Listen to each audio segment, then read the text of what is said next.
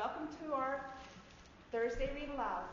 This week we have Jasmine Anderson, an accountant in the Office of Financial Services, who, in full costume, Jasmine performs in some of the Renaissance festivals around Central Ohio as a pirate. So she is in full costume, and she's very well informed about pirates. And she's going to read from the book that the next Pirates of the Caribbean movie is to be based upon. And it's coming out, I think, July of next year, isn't it? I think around springtime. Sooner than I thought. Well, she's also going to read about Blackbeard, who is the main antagonist in the movie. And I will turn this over to our pirate. All right. First, thank you all so much for coming. Actually, not to put him on the spot, but Tom, thank you for coming. Everybody, this is Tom Johnson. He's my boss. So I'm really glad that he could come out to see me like this instead of in business casual all the time. So, but as I said, I have a little speech ahead of time. But first of all, thank you for coming to. I think this is Ohio State's first pirate-themed read aloud. And it should be pretty entertaining, and since it's like the week before Halloween, it'll set the mood. So a little about myself, as Ruth said, my name is Jasmine Anderson. I work at the Office of Financial Services. So pretty much if you're a student here and you go through the bursar's office, chances are I might be seeing some of your transactions come through. So that's a little about what I do. Now, before we get started, I'm just curious, how many people know who I am right off the bat? Besides my parents. Okay. Well, there's a few Pirates of the Caribbean fans among us, but that's what everybody's been waiting for. But for the sake of those who have not seen the movies, I am Tia Dalma, and I am a voodoo priestess who has assist pirates who have lost their way at sea. If you are a lost pirate, as the witty Captain Jack Sparrow was in the second Pirates of the Caribbean movies, I can help you find your way. I am a teller of fortunes. I am a guardian of the sea. And I am a woman who speaks a lot about destiny. So, that's my character. She speaks in a Jamaican accent. So I've debated on whether or not to talk with that accent for the whole hour, but I decided it would take away from what I was reading, and I really want you guys to grasp the story. So I won't be talking Jamaican, but if I go in and out, please forgive me because I can't help it. I got the costume. So that's a little about myself. Today we're going to be reading from two works. The first is entitled Blackbeard, America's Most Notorious Pirate, and it's by Angus Konstam. And it's a type of biography, which is based on a lot of historical accounts about what was going on with piracy in the late 1600s and early 1700s. I'll read from this for about 10 to 15 minutes because it's kind of not as adventurous as the other book. The second book, which I'll do most of my reading from, is On Stranger Tides by Tim Powers. And as Ms. Ruth back there said, Disney is basing the fourth movie off of this book. So if you want a heads up, go check it out, read it. It's different than the previous three movies, but it is still interesting. And it will be interesting to see how Disney puts its magic spin on this book. So, well, let's get started. I'm going to take a seat.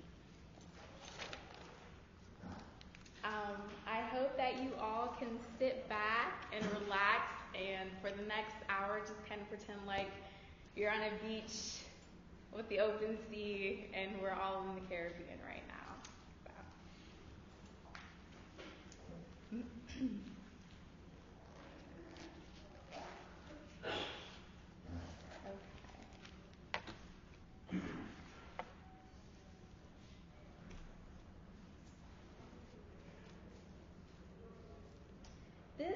hardly a surprise. In 1724, when the mysterious Captain Johnson first published his catalog of pirates, Blackbeard featured prominently among them. The early 18th century book became a bestseller, and it is still in print today. It's supported by countless books on pirates, ranging from academic studies to children's fiction. In the last century, it also inspired movie makers, and in recent years, the swashbuckling pirate films of the 1930s have taken a new lease on life. Johnson's description of Blackbeard could have been taken straight from the actor's notes for Pirates of the Caribbean. In a time of action, he wore a sling over his shoulders with three brace of pistols hanging from holsters like bandoliers. He wore a fur cap and stuck a lighted match on each side under it, which, appearing on his side of the face, his eyes, naturally looking fierce and wild, made him altogether such a figure that imagination cannot form an idea of fury from hell to look more frightful.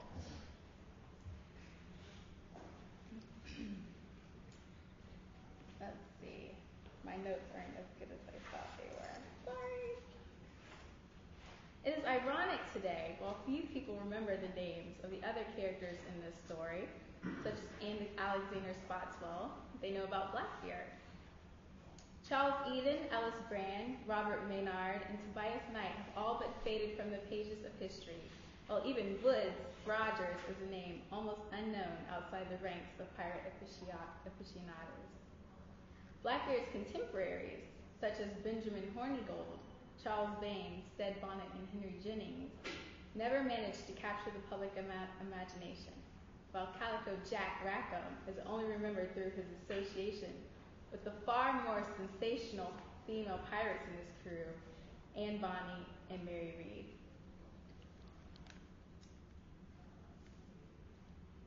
This emphasis on Blackbeard's appearance and personality hides the fact that the man was a highly successful pirate. Although his career as an independent pirate captain lasted less than a year and a half, his actions shook the very foundations of British rule in colonial America.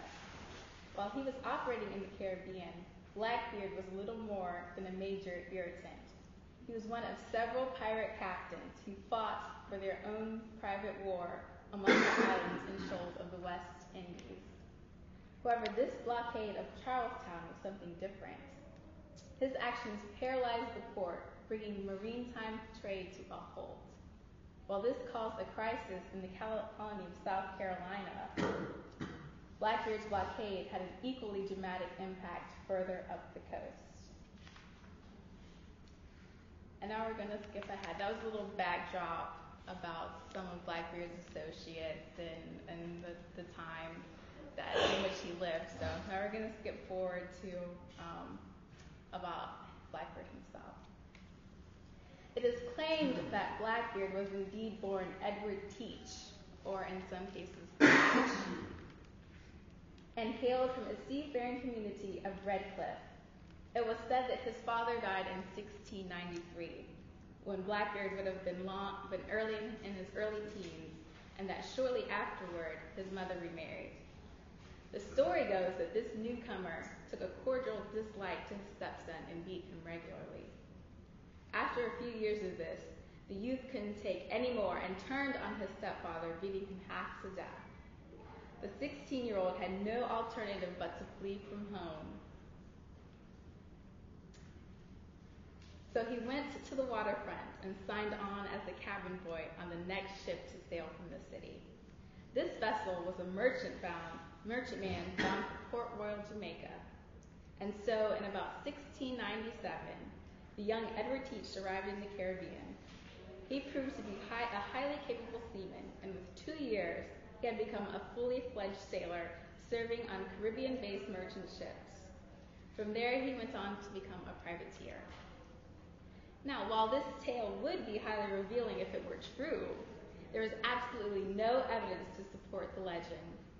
Searches of city records reveal no such attack being reported by anyone called Teach, Thatch, Drummond, and no charges were brought against anyone of the same name. Indeed, between 1690 and 1700, there were no reports of any serious domestic violence that might even fit this story. Therefore, how Blackbeard left Bristol and ended up in the Caribbean will probably always remain a mystery, despite the attractiveness of the local legend. This lack of information on Blackbeard's past is hardly surprising. The lives of most seamen in the 18th century were completely unrecorded, and even the most sophisticated governments of age kept very little in the way of information on their citizens. In those days, illiterate soldiers signed onto a ship by marking the ship's paper with a cross or a mark, or more often than not, no written records were kept, and the contract between seaman and captain was sealed not by a piece of paper, but by a handshake. Even though Blackbeard was literate, it is hardly surprising that tracing the career of one young seaman is almost impossible, at least until he crossed the line with a law-abiding sailor or a maritime outlaw. The pirate historian, Robert E. Lee, no relation, summed this up when he wrote that historians can pinpoint documented records of the captured ships with details of longitude and latitude, inventories of looted cargo, and minute particulars relating to atrocious conduct, but they can discover little or nothing about the pirates' personal lives before they committed acts of piracy. What we do know of the seamen of the time often comes from court testimony, the statements of men who crossed the legal line from seamen to pirates and were caught. These accounts provide us a glimpse into what the life of an ordinary seaman during the early 18th century, and show why so many turned their backs on authority and became pirates. Much, if not all of this, would have applied to Blackbeard. In his history of English merchant seamen during this period, Peter Earle posed the question, what sort of life did he lead?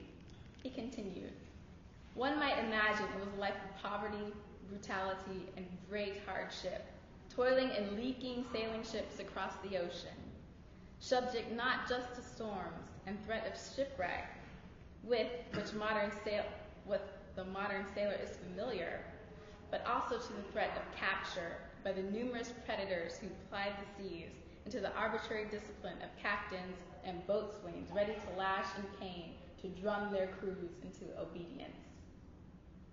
These men had few mechanical aids, no electric wizardry to tell them where they were, no wireless to call for aid, no cans to preserve their food.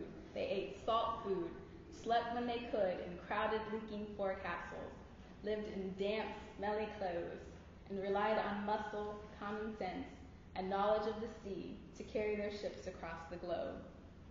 They were cheated and shortchanged by officers and ship owners, duped ashore by particulars and prostitutes, abused and reviled by those who made their living on land.